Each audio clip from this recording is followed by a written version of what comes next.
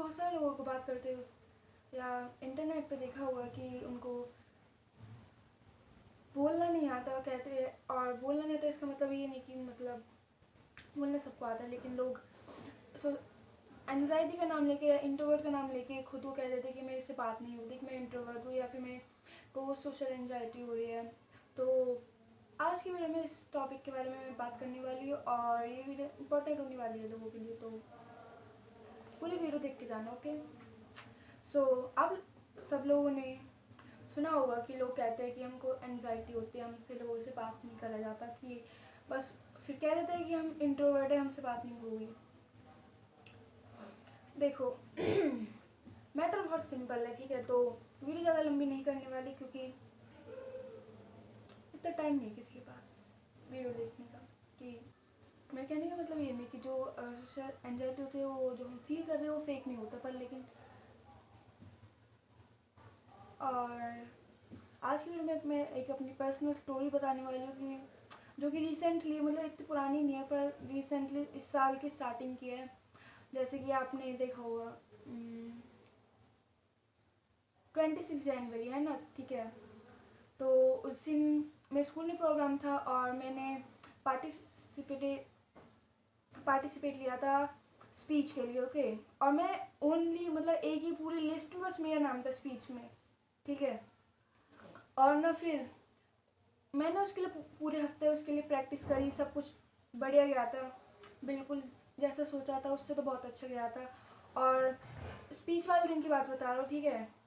उस दिन स्पीच देने से पहले है ना, अगर आपको पता होता है कि उस पर्सन के बाद आपकी टर्न आने वाली, तो आप थोड़ी नॉर्मल रहते हो, ठीक है।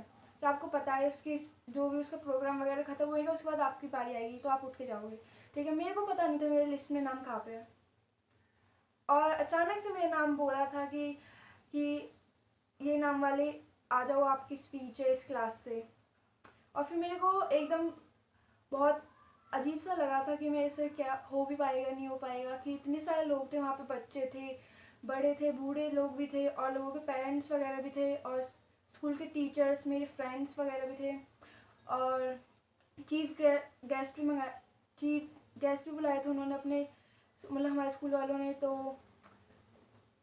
मुझे लगा था मेरे से स्पीच नहीं दी जाएगी, पर मैंने बहुत प्रैक्टिस की थी उसके लिए। तो फिर मैं स्टेज पे गई, है ना।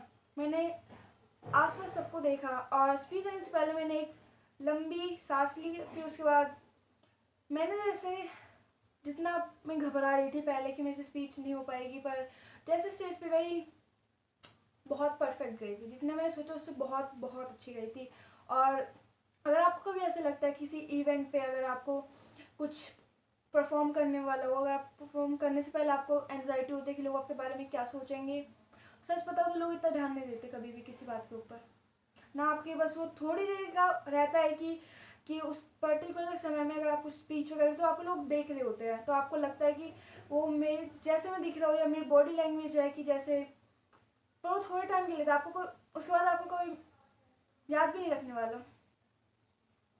तो यही रहता है कि अगर आपको एंजाइटी होती है तो आपको लोगों से खुलना पड़ेगा, मतलब उनसे मिलना पड़ेगा, आपको उनसे बात करनी पड़ेगी।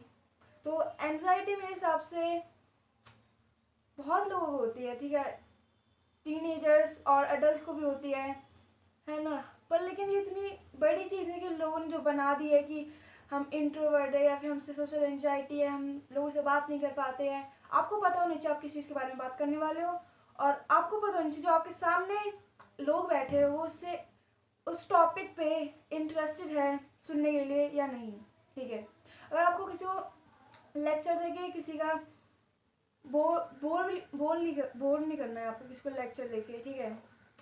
तो आपको पता होना चाहिए किस टॉपिक के ऊपर आप बात करने वाले हो, आपको उस टॉपिक में क्या क्या बताना है, और आपको जिस लोग से बात कर रहे हो या जो कि आसपास जो आपके लोग हैं या जिस पर्सन से बात कर रहे हो, आपको पता होना चाहिए उसके फेशियल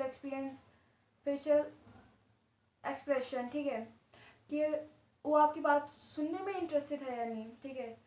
तो किसी को पका मत देना अपनी बातें सुना सुना के, ठीक है।